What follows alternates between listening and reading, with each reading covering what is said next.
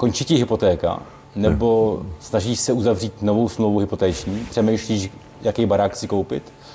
Tenhle ten díl ti poradí, jak se v tom trošku zorientovat a najít tu nejlepší volbu pro tebe. Pozval jsem se tady svého kamaráda, Pavla. Ahoj. Bankéře, ředitele bank, velká hlava na tady ty věci. A začneme zlehka. Co je reposazba, nebo co je ta sazba Národní banky? To je první otázka. Jak to funguje mezi Národní bankou a těma ostatníma bankama, komerčními bankama? A jak je možný, že minulý rok banky vydělaly? Na základě toho. Dobře, tak to je hodně otázek, ale pokusím se to stručně zodpovědět. Tak reposazba je 14denní úroková sazba, kterou zjednodušeně Česká národní banka dá vaší bance, kde máte třeba uložený peníze, za to, když jim tam na těch 14 dní ty peníze dá.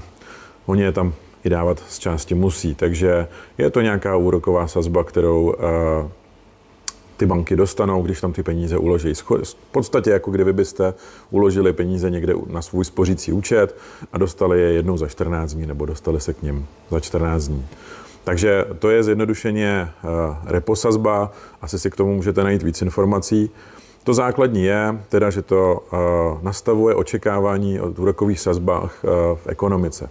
To znamená, co se od toho odvíjí. V principu asi nejjednodušejc, když reposazba klesá, tak se dá očekávat, že klesnou všechny sazby v ekonomice, tak nějak se zjednoduší přístup k penězům. Vám, podnikům, podnikatelům, i třeba nějakým obcím a dalším institucím. Teďka, proč se ty sazby zmenšují a proč se zvětšují? Na co vlastně ta Národní banka jako reaguje? Tak, Národní banka reaguje na to, jaký je stav ekonomiky. Základní pravidlo, když ho hodně zjednodušíme, je, že když se ekonomice daří, až má tendenci se takzvaně přehřívat, to znamená, všechno to jede skvěle, a zároveň třeba k tomu máme nějakou epizodu vyšší inflace, tu jsme teďka zažili, to znamená, ceny nám prudce rostou, tak centrální banka přiškrcuje kohoutky. Protože pokud je přiškrtí, tak lidi spíš spoří, nechávají si peníze na účtu, firmy neinvestují, tolik nerozvíjí podniky a tudíž ekonomika se takzvaně škrtí. Když naopak rozvolním hodně, a měli jsme tady dlouhou epizodu třeba, kdy ta reposazba byla 0,05%. To bylo nějaký období 5-6 let? 5-6 let, ano. Takzvaný období kurzového závazku ještě, ale nebudeme to komplikovat, tak v tu chvíli samozřejmě ty peníze skoro jako kdyby neměly hodnotu. To znamená, na 14 dní jste si de facto mohli půjčit zadarmo. To samozřejmě zase tu ekonomiku hodně nakopne. Jo? Někdo říká, samozřejmě je to otázka diskuze a debaty, že vlastně ta současná inflace, kterou máme, nebo kterou jsme si teďka prožili, je z větší části způsobená i tady tou epizodou takzvaným tištěním peněz. Protože najednou prostě ty peníze jsou extrémně levný, tak se takzvaně jakoby tisknou. Kdyby si k tomu chtěl perličku, tak vlastně, když se řešilo, jak zažehnat krizi v roce 2009, kdy vlastně, řekněme, byl velký krach hypoték, v Americe padly banky, bylo to fakt jako velká katastrofa, tak jedna z ekonomických teorií, která přišla, tak byly takzvaný vrtulníkový peníze. Vrtulníkový peníze. Jo. Doslova, když si to představíte, že jako banka nebo státní banka nebo stát vezme peníze a vlastně takhle bude rozhazovat nad těma městama, takhle z toho vrtulníku, aby vlastně ty peníze spadly dolů a někdo si je vzal a utratil je v té ekonomice, jo? Tak jako nastartovat tu ekonomiku. Jako, jo? No a někteří ekonomové říkají, že věci, které se děly potom za covidu třeba, nebo v následujících epizodách prostě po tom roce 2009 už vlastně tenhle trend připomínali, protože se fakt do té ekonomiky naládovalo různým způsobem spousta peněz. Samozřejmě, když házíte peníze z vrtulníku, tak prostě nikdy neřeknete, jestli to spadne někomu, kdo to fakt potřebuje, a nebo někomu, komu to prostě jenom jako přilepší k životu. Takže tak či tak to napomáhá inflaci. Určitě. Napomohlo to hodně inflaci. A tu jsme zažili. Mimo teda, že tohle to tvoří poptávkovou inflaci. Ano. To znamená, že lidi mají hodně peněz, firmy mají hodně peněz. Ano. To tvoří tlak na tu cenu. A zažili jsme i nabídkový šok ze strany, dejme tomu, energií. Ano, to je pravda. Ať do toho netáháme politiku. Prostě ze strany energií nabídkový šok. Takže se potkali se dva faktory a vystřelila nám inflace. Určitě. Těch faktur bylo určitě víc, ale... A teď se vrátíme k té reposazbě. Přesně tak. Reposazbě. A to byla ta epizoda, kdy najednou jste slyšeli, jak centrální banka v čele s panem Rusnokem tehdy prostě přitvrzuje ty úrokové sazby, až jsme se dostali k 7%, což byla nějaká. A teoreticky někdo i říká, že jsme měli jít výš. To znamená, ta reposazba v té době byla na 7%, dnes jsme na 3,75%, takže jsme si prošli s nějakým pozvolným snižováním a pomaličku do té ekonomiky se to vlivilo. Je to vidět i na hypotékách, které zažívají opět boom, zase se hodně staví, zase se hodně investuje, kupuje, samozřejmě ceny nemovitostí jsou zase někde jinde. Ale vlastně ta reposazba tak trošku jako ukazatel řekla dobrý, hele, už je to dobrý, už můžeme začít zase trošku investovat. Já si to představuju tak, teďka k té otázce, proč vlastně ty banky vydělávají. Jenom dáme teďka souvislost s tou reposazbou. Já si představuju v minulém roce tak, že prostě byla vysoký úrok, ano. 7%. Ano. No a tak jako my chodíme do banky vkládat peníze, no tak banky mají stejnou možnost ty peníze vzít a strčit je Národní bance. Ano. A Národní banka jim za to dá tenhle úrok na těch 14 dní. Ano. To znamená, že oni měli po jistý období garantovaný výnos 7%, téměř bez rizika, ano. S nulovým rizikem, ano. Což samozřejmě je ten zisk, který oni dělali. Ano, vlastně ten rozdíl je to vlastně takzvaný rozdíl na úrocích, když to zjednoduším teda. To znamená, vy na jedné straně půjčíte peníze bance, tím, že jim je uložíte na účet, že vám tam přijde mzda, už tím tam vlastně dodáváte peníze, nebo to nedej bože dáte ještě třeba na spořák nebo na termínovaný vklad. A vlastně tam ty peníze jakoby leží a ta banka s nima něco dělá. A jedna z těch částí přesně, která se dělá ve standardní bance, je, že se ty peníze vezmou a dají se do České národní banky. Vůči tomu pak se porovnává to, jestli mám tady Filipovi podnikateli půjčit peníze jako banka, tak si řeknu dobrý, tak já je můžu za 7% tady dát do ČNB, ale na 14 dní. Na 14 dní. A nebo je Filipovi tady půjčím třeba na rok, na 2 do podnikání. No, za 6 třeba. No, to v tom případě samozřejmě asi nedává smysl, takže asi každý, když budeme moct Pepíkovi půjčit prostě za 7, anebo to dát do České národní banky za 7, tak prostě musíme mít Pepíka hodně rádi, aby jsme mu ty peníze tam dali a to banka není určitě. Banka je prostě výdělečný stroj. Přesně takže tak. Ten rozdíl je pak v tom, že vy tam ty peníze dáte a máte úrokovou sazbu 5%, no ale ta Česká národní banka má třeba 7 výnos. Ona může mít teoreticky i vyšší, ale to už je zase na jinou kapitolu. To jsme si řekli, proč banky vydělávaly.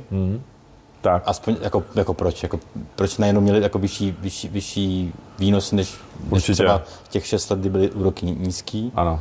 A teďka jsme v situaci, kdy člověk, jako třeba já, mám hypotéku, skončí mi fixace na konci tohoto roku. Nebo zakládám rodinu, na konci roku si chci zařídit hypotéku. Přesně. A jdu do těch banky mi dávají nějaké jejich nabídky s různou dobou fixace. Ano. Jak si nejlíp vyberu tu fixaci s nějakým horizontem dobrým a jaký je ten ideální úrok? Na co všechno vlastně mám jako koukat? Tak já začnu od toho úroku. Ideální úrok je 0%. To je samozřejmě super, kdybychom měli sazby za 0. Jako pro lidi, ale ne pro ekonomiku. Ale pro ekonomiku by to nedávalo smysl. Když jsme se bavili o té reposazbě, tak já ještě na to navážu, aby jsme si řekli nějakou tu ideální sazbu a od toho se odpíchli v tom uvažování, kam ty sazby můžou a nemůžou jít, jak s tím pracovat. Inflace, kterou jsme tady zmiňovali, tak tu Česká národní banka i díky té reposazbě, o které jsme se bavili, cíluje na 2%. Takže když se budu bavit o tom, kolik by měla být reposazba ideálně v ekonomice, když mám inflaci 2%, zase můžeme o tom diskutovat, ale mohla by být někde kolem 3% podle teorie. A když se budu dívat na hypotéku, tak hypotéka v principu je na poněkud delší dobu, než je 14denní reposazba. Jak jsme se bavili, je to třeba na 3, na 5, na 10 let, kdy fixujeme nějakou úrokovou sazbu. Přesně jako to měl Filip, kterému prostě teďka končí fixace, kterou si dříve sjednal. A tam jsou ty sazby o něco vyšší. Jo, vždycky je tam nějaký rozdíl, protože musím zaplatit za to prémii, že teda ta sazba prostě ty peníze si půjčuju na delší dobu. No a ta optimální a řekněme průměrná sazba v té ekonomice na těch hypotékách, protože ty se poskytují, řekněme v té moderní formě někdy od roku 2004, tak je 4%. Jo, když se podíváte na dlouhodobý vývoj, měli jsme hrozně dlouhý období 2%, to byla ta reposazba na těch 0,05. No a dneska jsme v průměru v těch nabídkových cenách někde kolem 4,6. A to se teda nebavím o nějakých průměrech České bankovní asociace, ty jsou ještě víc. Ale postupně nám ta sazba klesá. Takže když se na to podívám, asi bych jako směřoval k tomu, že hypotéky by se měly pohybovat v té ideální ekonomice někde mezi 3,5 a 4,5%. Takže my zase nejsme tak úplně daleko od toho, když se dneska půjdete do těch bank podívat, najdete banky, které určitě podobný úrok třeba už dneska nabízí. Vždycky k tomu říkám ale to B, že je dobrý určitě si banky porovnat nejenom podle ceny, protože když si koupím úplně nejlevnější auto, tak taky mě doveze. Jo, mělo by to fungovat, ale asi s tím budu mít hodně trápení a budu muset investovat do servisu a do dalších věcí okolo a může mě to stát víc. Takže jenom apeluju na to, když už se bavíme o ceně peněz a o ceně, co stojí hypotéka, nezapomenout, že ta úroková sazba není všechno. To je ministr zdravotnictví varuje. Dobře, ale tak když si teda člověk bude chtít udělat nějakou prognózu, teď už teda víme, co je nějaký střed, průměr, ale já si chci teďka udělat prognózu. A máme nějaký zajímavý křivky, na který se může člověk podívat, jsou volně dostupný. Ano. A na základě nich si můžu udělat nějakou úvahu. Vys třeba, já jsem ještě před 14 dny žil v tom, že ta úroková sazba se bude snižovat. Ona asi jo, ale banky předpokládají, že v horizontu 10 let se naopak bude zase zvedat. Ano. A to je ten graf, který jestli by si mohl tady zmínit, aspoň jako jak ho najít, kde je a co ta křivka jako dělá. Protože to je docela jako takový jako zásadní pro to pochopení. Protože já, když teďka budu chtít udělat fixaci a uzavřu si ji třeba s domněním na 4 roky, že sazba bude klesat, no ale realita vždycky může realita jako jiná, že samozřejmě, ale když už teďka vím, že banky předvídají v 10letém horizontu, že to poroste nahoru, no, tak možná ta úvaha bude najít si tu nejdelší fixaci a nechat jí jako bejt. Nebo si říct, OK, odhadnu si fixaci 3 roky, kdy to asi bude klesat, a pak rychle zafixovat na nějaký dlouhý horizont, třeba na 6 let. Jo, ale jako, aby ten člověk, když na to kouká, aby věděl, na co se má podívat, jak si udělat nějakou svoji analýzu. Tak to by mě teďka zajímalo. Určitě na co se má dívat, tak jsou dlouhodobé sazby, takzvané IRS sazby, mezibankovní sazby. To znamená, jsou dlouhodobé sazby, za které si de facto banky půjčujou. Je to takový benchmark. Druhá důležitá jakoby sazba jsou státní dluhopisy, kde se pohybou dlouhodobí státní dluhopisy. Protože v principu já buď to můžu ty peníze zase dát tomu státu, třeba za 4%, nebo já můžu dát tomu Pepíkovi na tu hypotéku, nebo tady kolegovi. Jo, pořád, ať si to jako lidi představí. Když teda stát vydává dluhopisy, tak tam má nějakou... 3letý třeba, tak je prostě prodává za nějaký úroky a ta banka si furt propočítává, protože zase je to státní dluhopis, je to jistota nějaká, že to radši půjčí státu, než aby to půjčila Pepíkovi. Tak. Jo, a tenhle ten graf se jmenuje teda? No, těch grafů je spousta, ale když půjdeme na to konkrétní, tak nasdílíme v odkazu, tak se můžeme podívat třeba na 3letý fixace, kde se dneska ta úroková míra pohybuje. Já jsem si to dneska hledal, jestli si to dobře pamatuju, tak ta cena peněz pro banky je nižší než ta reposazba, jo, na kratším horizontu. To znamená, vždycky je dobrý porovnávat si. Ano, centrální banka, Česká národní banka říká, dobře, reposazba 14 dní je 3,75. Teď momentálně, ale je to věc, která je hodně proměnlivá. Ten graf, který tady mám před sebou, nejčastěji teďka aktuálně se sjednávají sazby na 3 roky, to znamená, klient si dneska přijde a 3 roky má nějakou jakoby jistotu toho úroku v uvozovkách, samozřejmě se s tím dá pracovat. K tomu se ještě dostaneme určitě v nějaké další části.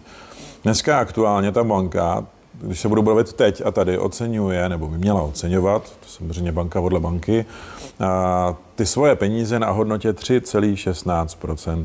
To znamená, že jsme níž, než je ještě ta reposazba. Jo, tudíž nemůžeme říkat, že reposazba a vejš ale v tomhle případě může být, protože může být ta situace jiná. A to je ten rozdíl, o kterém jsme se bavili, že na kratším horizontu všechny banky, většina institucí oceňuje vývoj úroků spíš směrem dolů. Proč? No, protože teď je momentálně taková situace na trhu, obecně. Podívejte se na zprávy, na různé televizní stanice. Určitě nic pozitivního tam furt neslyšíte. Pořád o tom, že se někdo hádá, že se něco mění, že se něco zavádí, vypíná, řeší, různá cla a podobně. A to samozřejmě nepřispívá jakoby budoucnosti ekonomiky dobře. To znamená, v tom kratším horizontu ty banky předpokládají spíš pokles sazeb. Všichni to předpokládají. Dokonce ten pokles sazeb může být i náhlý. Právě díky tomu, že, jak jsme si říkali, i centrální banka a všechny ostatní instituce v momentě, kdy jde ekonomika dolů, spíš podporují ten růst, a to znamená snižují tu úrokovou sazbu. A může se stát, že pokud by ta situace mezinárodní eskalovala tak, že to vyvolá nějakou celosvětovou krizi, něco jako byl covid, akorát prostě nebudeme mít roušky, tak v podstatě dojde k tomu poklesu sazeb prudčeji, než jsme třeba čekali. Jo, takže může se stát, že najednou ty sazby klesnou. Já jenom připomenu, když se podíváte na grafy úrokových sazeb hypoték, najdete si přes Google úplně snadno, tak byla epizoda v roce 2019 a 2020. 2019 už pomalu zvedaly se na úrokové sazby a najednou přišel covid a šup, najednou byly sazby o procento dole. Jo, takže předtím měli klienti hypotéku 3, a nevím, na 5 let a najednou jim měli za 2%. Jasně, protože přišla ta nejistota na ten trh. Tak a ta nejistota je tady teďka znova, takže my nevíme, kterým směrem se ty sazby uberou. Druhá nejistota je, že samozřejmě může hrozit to, že ty cla zapříčiní zvýšení inflace, zatím se to tak nezdá, ale nikdo nejsme prorokem. A z druhé strany může přijít i to, že Česká národní banka řekne dobrý, tak my už snižovat nebudeme, nebo nedej bože, hele, my budeme muset asi ty sazby třeba zvýšit, protože díky těm vyšším clům je vyšší inflace. Takže je ta situace malinko teďka zamotaná. Co já doporučuji, je vyčkávat. To znamená, jestliže mám fixaci na konci roku, tak bych ještě počkal do konce roku, prostě jak ta situace se vyvine. Rozhodně jako fixovat si teď něco nedává úplně smysl.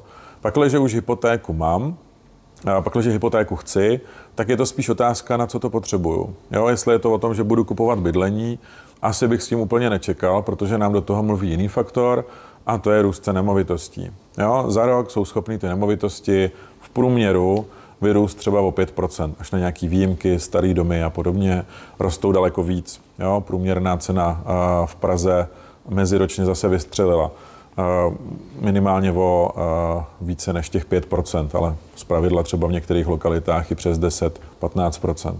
Tudíž jestli já si chci koupit své bydlení, asi bych na to úplně nečekal a vzal bych sazbu, která je, a případně ji zafixoval na kratší dobu. Banky umožňují i roční, 2leté až ty 3leté fixace, takže moje rada je spíš čekat, co se bude pořád dít, protože ten trh je teďka momentálně rozkolísaný a může se to projevit i tím, že ta sazba hodně poklesne. No. Z druhé strany samozřejmě může přijít k nějakému růstu a je to přesně o tom pohlídat si to, ideálně mít nějakou svoji oporu v bance nebo nějakého poradce s někým, s kým se můžete spojit a podívat se na to a říct si dobrý, tak za 3 měsíce se znova na to podíváme.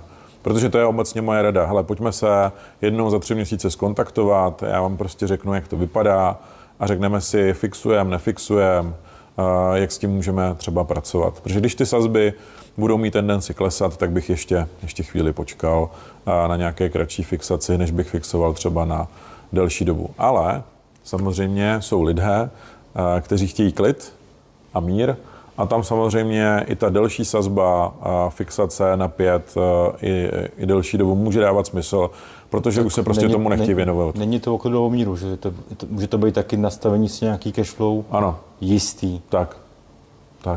Aby prostě věděli, jaký jsou jejich výdaje a věděli, že to na nějakou dobu bude stejný. Může přijít nějaký speciální mix, že jo? Ano. Dejme tomu, že nám končí fixace, to je třeba můj příklad, že jo? Že nám končí fixace těsně v roce 2022. Teď banka začíná střílet reposazbu nahoru. Ano. Nemám moc času na přemýšlení, musím si rychle něco vzít. No a do toho mi ještě vlastně skočí energie na 2násobek. Jasně. A najednou v tom mixu platím prostě o 20 000 víc měsíčně. Jo.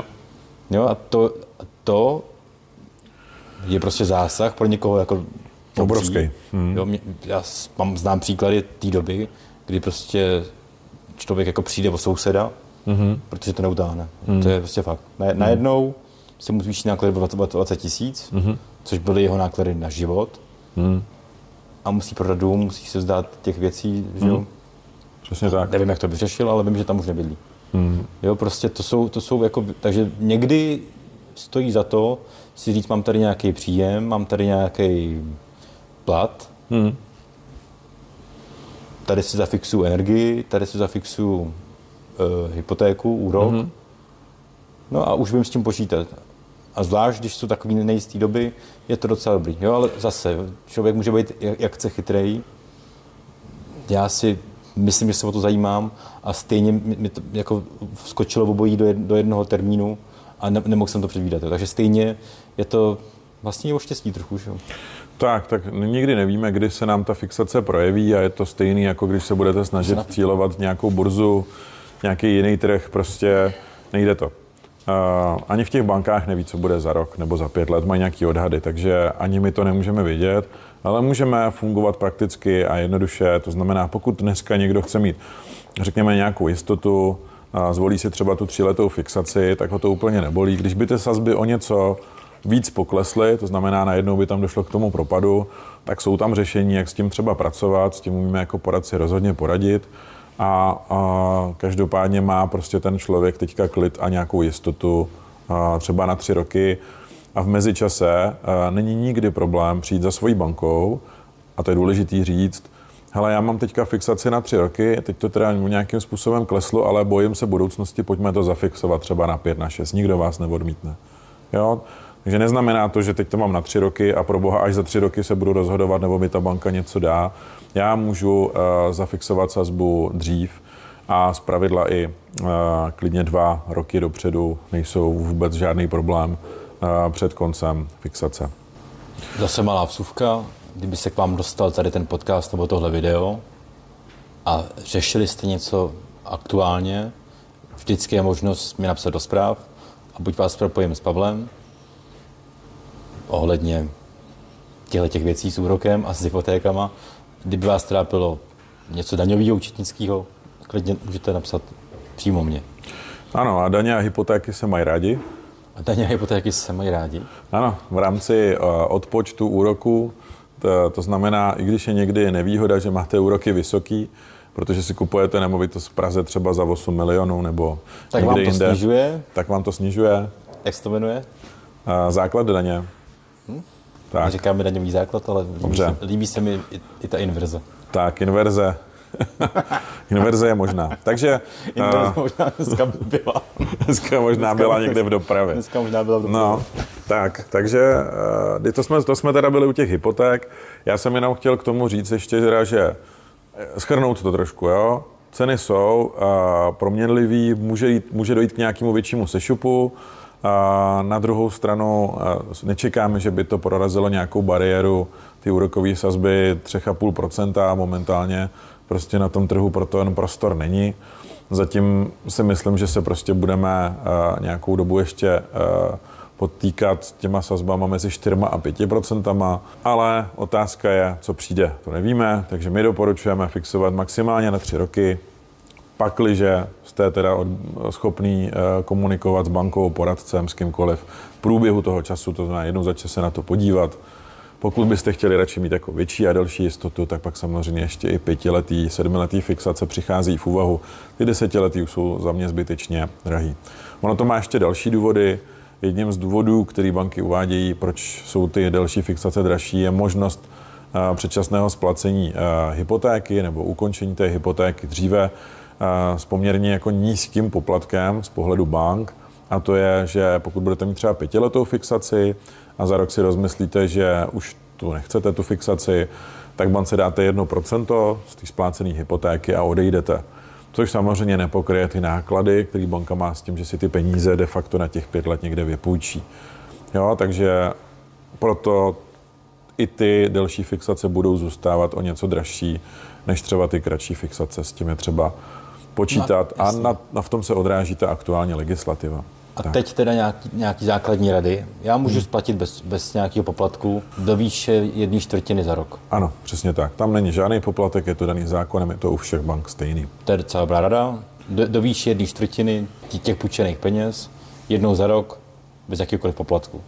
Když budu chtít splatit celou, tak je tam 1% maximálně 50 000. To mnou pořád Ne. To zase závisí nad tím. Když budu třeba prodávat nemovitost, tak po 2 letech je tam to 1% maximálně 50 000 korun, ale když vlastně budu splácet, tak záleží, kdy jsem v té fixaci. Tak řekněme si příklad, jo? Ty si teďka vezmeš 3letou fixaci a za rok se rozhodnete, že prodáte dům. Třeba. Jo, prostě z nějakých důvodů. Třeba si budete stavět nějaký hezčí. No a za ten rok ty máš tu fixaci, odbydlel jsi u té banky 1 rok a zbývají ti 2 roky do fixace. A v tom zákoně je to napsané tak, že za každý zbylý rok do fixace klient platí 0,25% ze zůstatku. A maximálně je to teda to 1%. Takže když mám 3letou fixaci, odbydlel jsem si u té banky 1 rok, tak vlastně zaplatím jenom 0,5%, těch 0,25 a 0,25 za ty 2 roky. A těch 0,5% je vlastně to, co té bance musím z té hypotéky dát. Teď nám tady začaly uklízet holky. Tak, asi nám tady trošku budeme mít ruchu. Mimochodem jste zváni tady ke mně do provozovny, Sauna Centrál, kde to natáčíme. Skvělý wellness centrum v centru Prahy. Takže pojďme to shrnout, uzavřít. Takže co jsi z toho dneska, Filipe, pochopil? Sakra, takže si to dáme ještě jednou. Podle tvých rad, když jde nejde teďka o tu, jak to funguje, ale jde o tu radu, ideálně zafixovat na 3 roky. Když se dostane po 4%, tak to vzít. Ano. To je vlastně tady Pavlova rada. Ano. Moje rada je najít někde úrok za 0% a zafixovat na 10 let. Ano, tak to je skutečně bomba rada. Mimochodem, Filipe, jenom na závěr, i takový úroky se kdysi našly. Bohužel ne v České republice, ale existovaly. Já jsem viděl i úroky mínusový. Ano, ale to si nechme na nějaký jiný povídání. To si necháme na jindy. Já moc děkuju za pozornost a mějte se. Mějte se krásně, díky za pozvání.